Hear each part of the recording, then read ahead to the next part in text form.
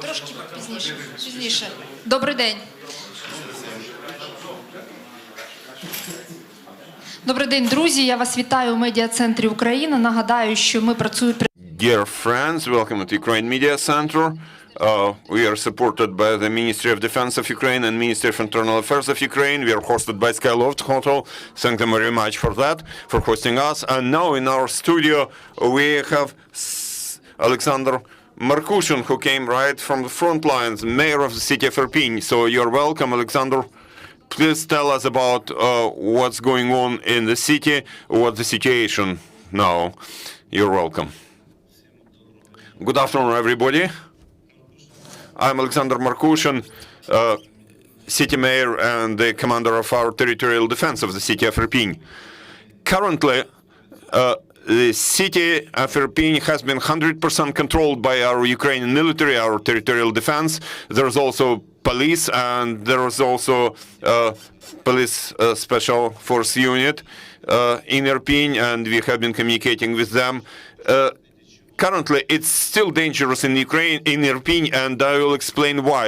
We are constantly shelled from Bucha, from Warzel. Irpin suffers from Grad multiple launch rocket systems, from mortar shelling, from heavy artillery shelling, and sometimes they shell from tanks and they shoot from rifles, but the whole perimeter of the city is completely controlled by our military, and there are no Russian invaders in Irpin anymore. In Irpin, currently, there is still a lot of local people who didn't want to leave the city, and there are local people who stayed also in that occupied territory, and it was 30% of the total area of the city. And there have been good news today from Synergy residential block. We picked up a family with two children, 8 and 9 years old, and grandfather and grandmother, and we evacuated all of them, and they were very happy. It has been half a year since they purchased that apartment in Irpin, and now we evacuated them, and that's where we got to know them. They saw the city mayor in the uniform, and children were very glad to go to Kyiv, where there is no shooting. Indeed, they told us some very bad things, that Russians were taking them from Irpin and wanted to split them, males separately from females, but somehow they managed to hide in the basement. The Russians took mobile phones from them. They searched them so that people would not be able to tell us, the military, where Russians have their equipment or pass us any information. Thank God those Irpin people have been alive. And when Russians didn't like some people, they would just shoot. Those invaders would just shoot and kill those people. And I believe this is a crime against humanity. Currently, our team, jointly with the police and the military, was transporting people who died, our peaceful civilians' dead bodies. Maybe somebody would not like what I say, but that's the truth. They used tanks to roll over our dead bodies of our Ukrainians, and they put them into the tarmac, and that's what we will never forget. It was terrible. I have seen lots of things, but that's what they've done to our people. So that was a couple of words about the situation. Since the very first day, my team has been in the city, and I would like to use this opportunity to thank those people who helped us to defend the city and to liberate it, to thank our military, to thank that Alpha Special Force of the Security Service of Ukraine, our Omega Force, our main military intelligence directorate, 80th Brigade and their commander, Monach, 82nd Brigade, Повстанец unit. I have my friend Vladimir, who has been fighting since the very first day, Cascade, and all those guys. Their efforts made it possible for us to defend and liberate Irpin. These are our heroes. Unfortunately, 16 guys from our territorial defense died. 29 of them are in hospitals. And if you also take into account the armed forces of Ukraine, I think there have been up to 50 people who died and about 100 people have been wounded. But we have liberated it. This is a small town, but now it's a hero town, hero city. Thanks our president, it prevented the enemy from getting to Kyiv because that was their base. It's 5 kilometers from Kyiv. I am ready to answer your questions. You're welcome. Oleksandr, could you please tell us whether there was any information about the number of victims among peaceful civilians? Currently, we don't have that information as yet, but when there was intense combat action, when there was shelling for days and days, dead bodies were buried just in backyards, in parks, and I think about 200 to 300 people died there, unfortunately. Unfortunately, a lot of people are in those ruins. There have been multiple story buildings destroyed and private buildings destroyed, and we need time to find those bodies. We see that 50% of the city has been destroyed, and critical infrastructure has been destroyed, and nobody has sorted those ruins as yet, and that's 100%, I'm 100% sure that there are still bodies there. Many people left, but many people stay there. Have you already started recovering water supply, electricity supply, or you haven't got to that as yet? We haven't got to that as yet. It's dangerous now because the city has been under constant shelling, and for water supply, you know, thanks to Kyiv water supply company, Kyiv Водоканал, we already start bringing water from city of Kyiv to Irpin, where it's already safe. Those teams already start working. About electricity supply and natural gas supply, it will be a long story. Part of substations have been bombed, and a lot of houses have been bombed with those gas pipes, and you have to weld to repair those gas pipes and to block them. But we will launch that critical infrastructure and those utilities as soon as it is safe in the city. At the moment, it's still dangerous. Over the whole night, there has been shelling. It was dangerous. I was there on site. I can tell you for sure. We understand that there is still a lot of unexploded weapons in the city, unexploded ammo. Are we doing something about it? No, there are minesweepers entering cities. They will collect those. But in one park, locals just collected 5 or 6 unexploded projectiles or shells. They brought us to us. They stay there in the parks. And of course, you cannot destroy them there. You have to pick them up. But our local people are very brave. And I can tell you that our community, local community, works as one team. This hard time has consolidated us, and I have the honor of being a city mayor there. Thank you, dear journalists. You are welcome to ask your questions. Please introduce yourself, speak into the microphone. Microphone.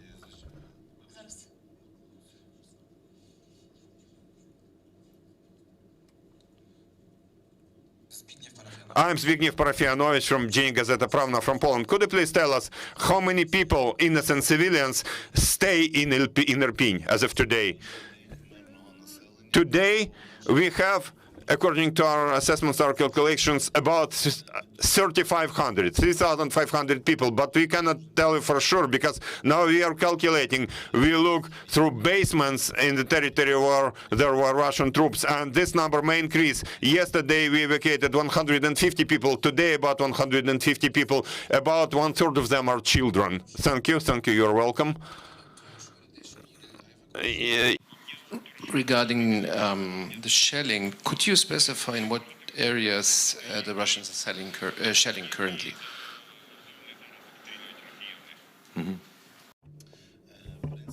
Basically, they are shelling all over the city, but there is heavy shelling in that part of where there is Synergy residential complex, Stoenka and Romanivka villages, and Smu area towards Hostomel. To make it clear, from Worzel, from Zhytomyr highway, Romanivka area, and Hostomel area, Hostomel direction, because in those territories have been temporarily occupied by Russians. Any more questions? On the same note, you said that you have minesweepers operating in town at the moment. Could you specify which places, objects they have mined, the Russians, when they left, before they left? Partially, parks have been mined where there was combat action, where they had their trenches, but our guys completely checked them and demined them. Where they had their base camps, our guys have already demined them. There were those wires, and everything is being checked. We have checked almost all those dead bodies. Where we had dead bodies of our civilians, there could be mined, but we haven't found any explosives there. And then there are forests surrounding Irpin. Thank you. Any more questions? I'm Sergei Shestak from Europe 1.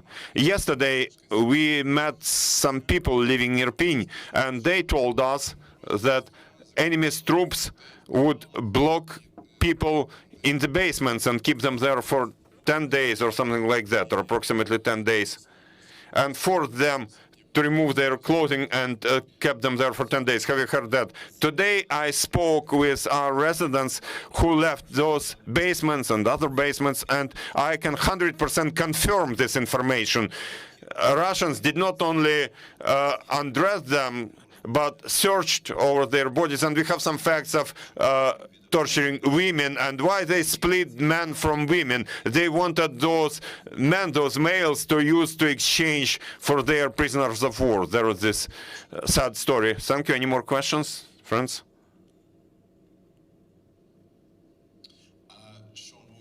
Guardian, do you have any information about the number of Russian soldiers that were killed during the fighting for Irpin, and were there any that were taken prisoner?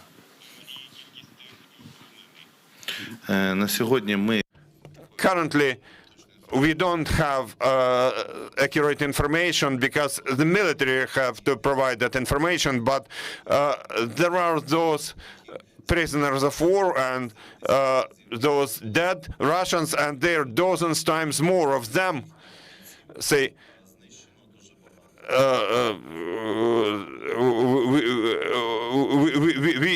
we didn't have a task of capturing them. We had to liberate our territory, so we got maybe 5 of their soldiers, and we killed a lot of them. Thank you. Any more questions?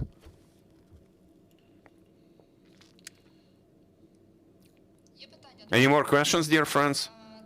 Okay, then I will probably ask a question. I understand that we have all journalists here, and I'm almost sure that everybody wants to get to Irpin. Can you tell them something about that? Is it possible to get to Irpin now? Dear friends, I'll tell you that, dear friends, I call you friends, you know, it's important for us that you deliver information to the whole world. Thank you for understanding. When we prohibited journalists from entering Irpin, sorry, we had to impose this forced measures, forced restriction, because we saw that several journalists were wounded or even died in our city, unfortunately, and we asked journalists that they don't enter Irpin for your own safety and not to disclose the positions of our military. I understand that, you know, you didn't do it on purpose, but maybe you pass some positions and then there is some shelling. I believe that in several days it will be possible to get to Irpin.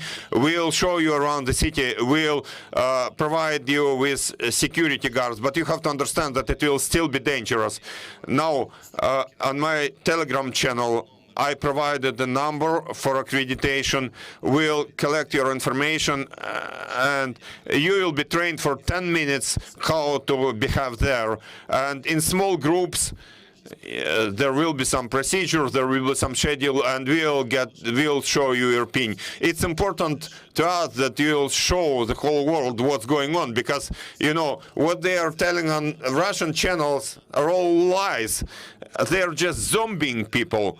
Sorry, you know, they make people into slaves, while Ukrainians are not slaves. And we know for sure that our European partners, our American partners, our partners worldwide show the truth. And we do want to show the truth, to show that we are fighting in our own land. And what they have done, what they have destroyed, it's them coming here and destroying the city. And of course, for in a day or two, we'll provide maximum access. For some limited time, we'll get you there. But you have to understand that you'll walk there or maybe we'll use jeeps for four-wheel vehicles to move there, and we'll do it in a centralized way and very quickly, because I will repeat that it's still dangerous in Irpin. There is constant shelling. Alexander, and I cannot but ask this question about residents who are also watching us. Maybe we understand that they are unlikely to return there in several days. Maybe you'll tell them something. Thank you very much. I would like to use this opportunity to address our locals, our residents of Irpin. Dear friends, my beloved friends, please don't return to the city. It is dangerous. I'll tell you when you can return, but in the next month, definitely you should not return there. I and my team, we have to recover the infrastructure, at least to have some critical infrastructure operating. And then, of course, we will be very glad to see everybody there. But please give us some time to defeat the enemy, because, you know, there cannot be free Irpin without free Bucha, free Warzel, free Hostomel, because from there they're shelling us. When we liberate those towns, it will be easier for us to work on recovering our beautiful Irpin. Please give us some time. Please don't return there now. We have some strict checkpoint procedures. Do you like it or not? But I will not let anybody get into the city to create danger for our residents. Any more questions? Good afternoon, Rai, Italian TV and radio company. I'm a former resident of Hostomel, and I would like to clarify with you whether you can tell us. You said that from Hostomel, Bucha and Warzel there is shelling. Could you please tell us how successful our operations have been there? Currently, we see our successful operation about Irpin. Then, of course, we will be moving. As I said, there cannot be a free Irpin without free Hostomel, free Bucha, and free Warzel. Thank you. Any more questions? Microphone. Microphone. Please speak into the microphone. Possible to have a one-to-one interview, just 1 minute, me and you, with my camera. Давайте ці питання. Let us discuss those questions after our briefing. Please, if there are any questions about briefing, you're welcome.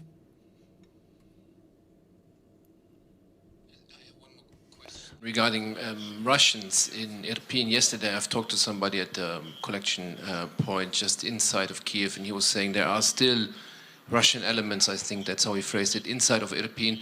And he said that troops are relying on civilians to kind of, find them and get them out. Are you positive today that all Russians have been found there? And well, how are you conducting those searches? How thoroughly are you going from door to door? For the third day running, our military, our special forces have been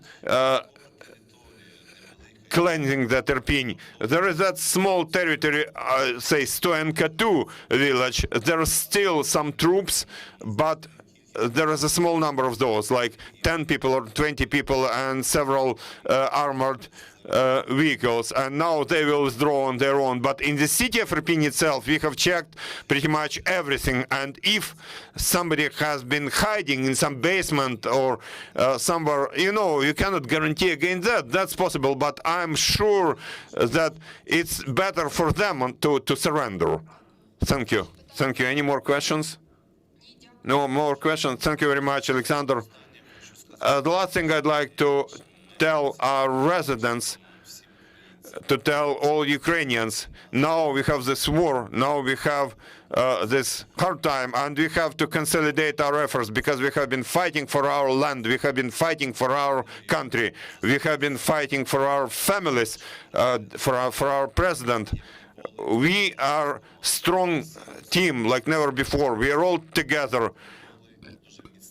We are a strong nation like never before, and nobody will be able to defeat us. Now we are fighting against the second strongest army in the world, and we can win, and we will. Glory to Ukraine, glory to heroes. Thank you, Alexander. Thank you, everybody. And I'd like to remind you that now we have been developing our schedule for tomorrow.